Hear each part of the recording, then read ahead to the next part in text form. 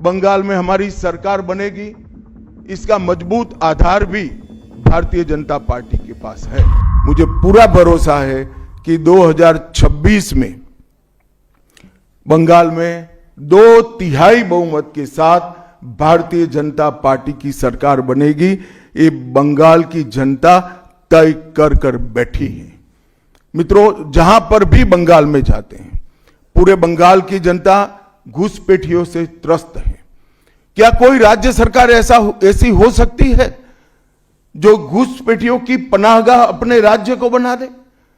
राष्ट्रीय सुरक्षा पर एक कितना बड़ा खतरा है, इसका जवाब बंगाल की मुख्यमंत्री ने बंगाल के चुनाव में दे।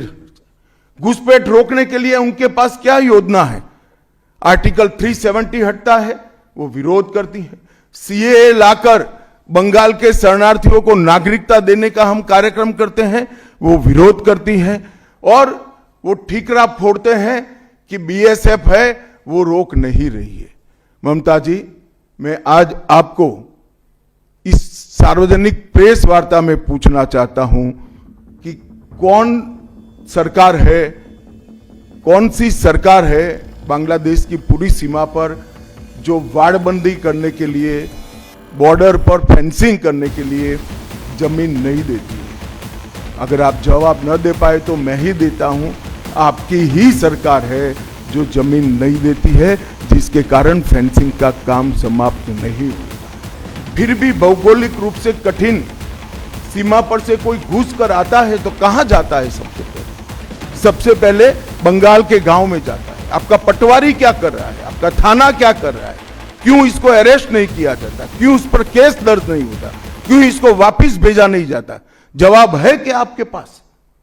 क्या बंगाल की मुख्यमंत्री जवाब दे सकती है कि असम में घुसपैठ क्यों बंद हो गई? त्रिपुरा में घुसपैठ क्यों बंद हो गई? गुजरात और राजस्थान की बॉर्डर पर घुसपैठ क्यों नहीं होती है? पंजाब की बॉर्डर पर घुसपैठ क्यों नहीं होती है? कश्मीर की बॉर्डर पर घुसपैठ क्यों नहीं होती है? सिर्फ बंगाल में क्यों होती है?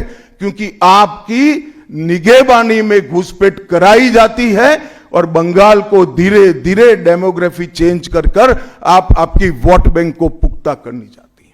मगर ये लंबा नहीं चलेगा। बंगाल की जनता अब जान गई है और इसके खिलाफ लामबंद भी हो रही है। और मुझे मालूम है अगला चुनाव घुसपैठियों को निकालने के मुद्दे पर और घुसपैठ रोकने के मुद्दे पर लड़े जाने वाला है, क्योंकि न केवल ये बंगाल का मामला रहा है। मैं आज बंगाल की जनता को इस प्रेस वार्ता के माध्यम से बताने आया हूं कि बंगाल की बॉर्डर से हो रही घुसपैठ सिर्फ बंगाल का मामला नहीं रहा है, अब ये राष्ट्रीय सुरक्षा का मामला है। देश की संस्कृति को बचाना है, देश की सुरक्षा को सुनिश्चित करना है, तो बंगाल की बॉर्डर सील कर दे, ऐसी देशभक्त सरकार यहां लानी पड़ेगी जो ममता बनर्जी नहीं कर सकती, केवल और केवल भारतीय जनता पार्टी कर सकती है।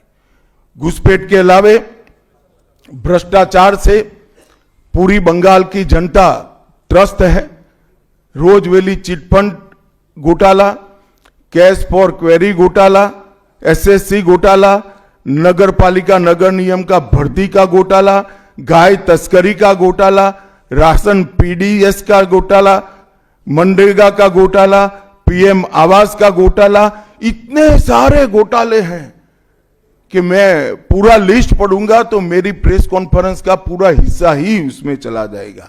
अब क्या ममता बनर्जी इस बात का जवाब दे सकती है कि आपके मंत्रियों के ठिकाने पर से 27 करोड़ रुपया मिलता है, जिसको गिनते गिनते नोट गिनने की मशीन भी गर्म होकर बंद हो जाती है? बंगाल जैसे गरीब राज्य के अंदर 27 करोड़, 20 करोड़, 15 करोड़ ये राशि मिल रही है, आपकी कोई अकाउंटेबिलिटी नहीं है। पार्थो चैटर्जी जेल में जाते हैं, ज्योति प्रिय मलिक जेल में जाते हैं, अनुव्रत मंडल जेल में जाते हैं, जीवन कृष्ण शाह जेल में जाते हैं, माणिक भट्टाचार्य जेल में जाते हैं, चंद्रनाथ सिन्हा जेल में जाते हैं, परेश पाल जेल में जाते हैं, कुंतल घोष जेल में जाते हैं, फिरहाद हकीम वो भी आरोपी बनाए जाते हैं, शोभन चैटर्जी आरोपी बनाए जाते हैं, कुणाल घोष 3 साल जेल में रहकर आते हैं और आप कहती है कि भ्रष्टाचार नहीं हो गया, हो रहा है। आप आंख मूंद लिए ही हो भ्रष्टाचार के लिए, मगर बंगाल की जनता अपनी आंख बंद कर कर नहीं बैठी है। गरीब बंगाल की जनता के अधिकार का पैसा आपकी कैडर की भेंट चढ़ रहा है, आपको इसको जवाब देना पड़ेगा।